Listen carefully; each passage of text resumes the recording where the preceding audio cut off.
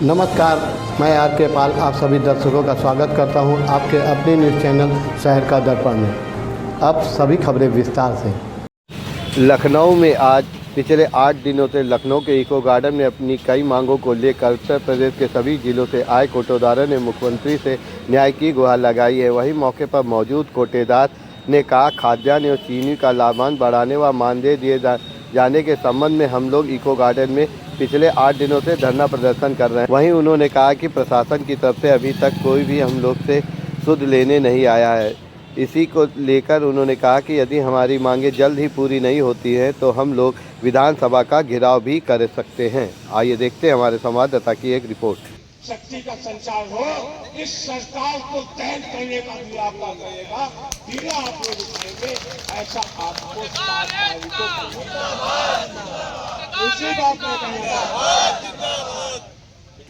कि जितने किया तो सरकार ने क्यों नहीं किया, तब क्या कहा जब विधानसभा चुनाव आएगा तब करेंगे।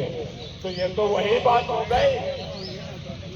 जिंदाबाद जिंदाबाद, one nation one card, one commission one card, one nation one card, one commission भ्रष्टाचारी बंद करो। आप देख रहे हैं इसके दर्पण न्यूज, सच की आईना दिखाता है। हम इस वक्त धरना स्थल पे खड़े हैं जहां पे कोटेदार अपनी विभिन्न मांगों को लेकर पिछले 8 दिनों से लगातार धरना प्रदर्शन कर रहे हैं, लेकिन प्रशासन की तरफ से अभी तक यहां पे कोई भी ऐसा अधिकारी नहीं है जो उनको आश्वासन दे सके। आइए बातचीत करते हैं कि उनकी क्या मांगे हैं, क्यों यहाँ पे धरना दे रहे हैं। पहले अपना नाम बता दीजिए। मैं संतोष मिश्रा, संत कबीर नगर का यूनियन का अध्यक्ष। सर, आज आप लोग यहाँ पे धरना प्रदर्शन कर रहे हैं, क्या मांगे हैं?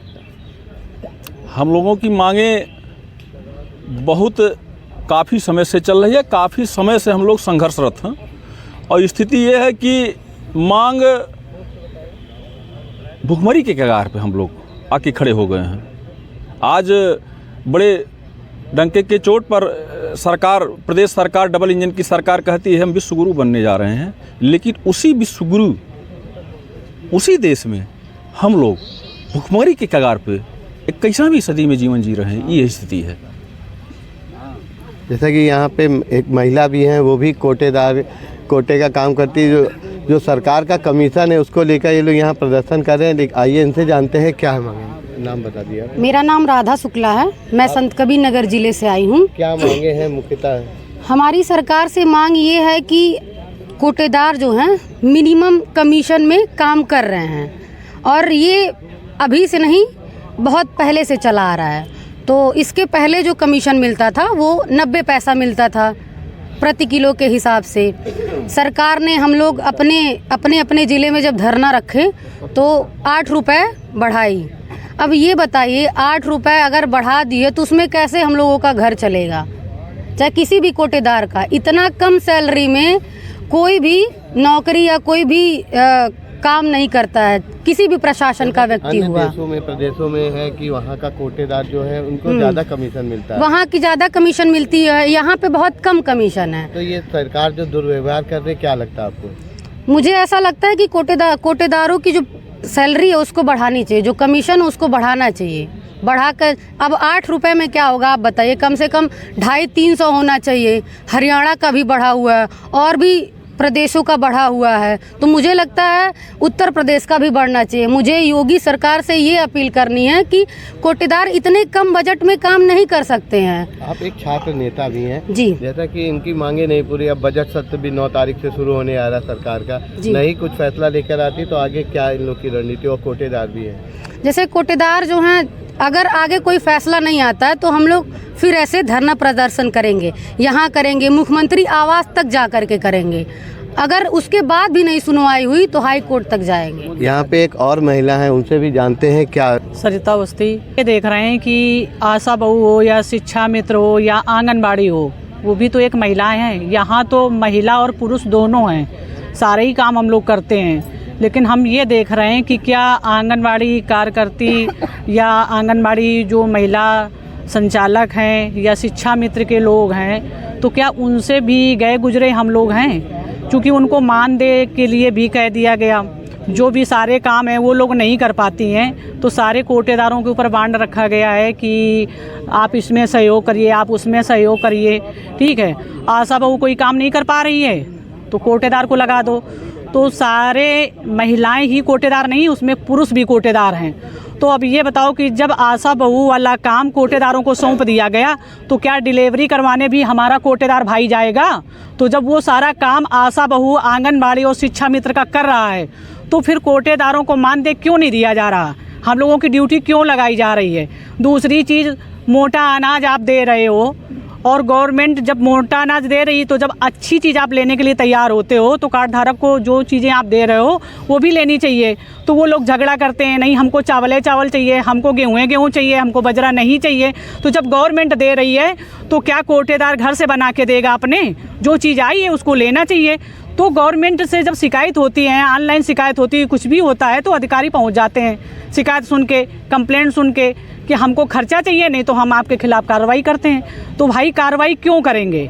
हमारे ऊपर कार्रवाई करने का क्या मेन मकसद है आपका?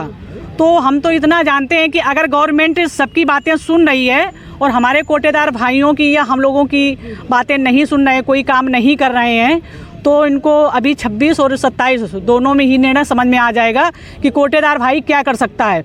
कोटे में आप अनाज देते हैं तो तौल नाप करके देते हैं। अगर कोई घटना हो जाती है तो कोटेदार से ये कहा जाता है कि वहाँ आग लग गई, वहाँ ये समस्या है, आप उनको जाके संतुष्ट करो, चाहे जैसे पूरा करो।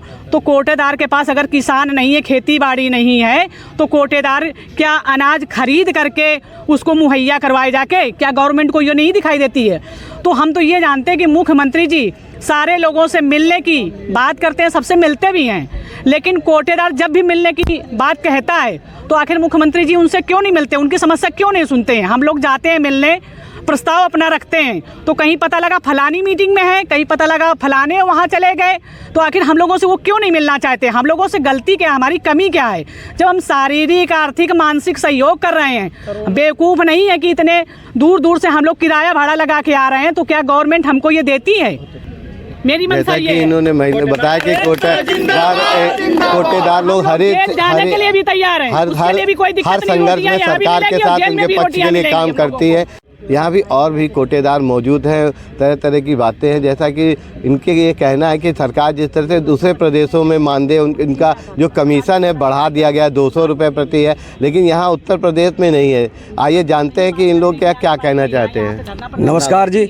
मांगे मुख्य रूप से सरकार से ये है कि हमारा कमीशन सभी राज्यों के हिसाब से कम 300 रुपये क्विंटल होना चाहिए। इसके लिए हम लोग दृढ़ संकल्प लेके यहाँ पे आए हैं और अंतिम समय तक जो है सरकार के अपनी मांगे मंगा के ही मानेंगे, चाहे हमको यहाँ पे खाना पीना अन्न जल त्याग कर कुछ भी करना पड़े, हम सब लोग तैयार हैं। कोटेदार एकता जिंदाबाद जिंदाबाद। जैसा कि इन्होंने बताया कि सरकार कुछ भी करे, अब हम लोग अपनी मांग मंगवा के ही जाएंगे। डी न्यूज़ के लिए आर.के. पाल की रिपोर्ट। मत होइए कंफ्यूज, देखते रहिए शहर का दर्पण न्यूज़, क्योंकि खबरों की नब्ज़ पहचानते हैं हम। फिर अगले बुलेटिन में मुलाकात होगी, तब तक के लिए नमस्कार।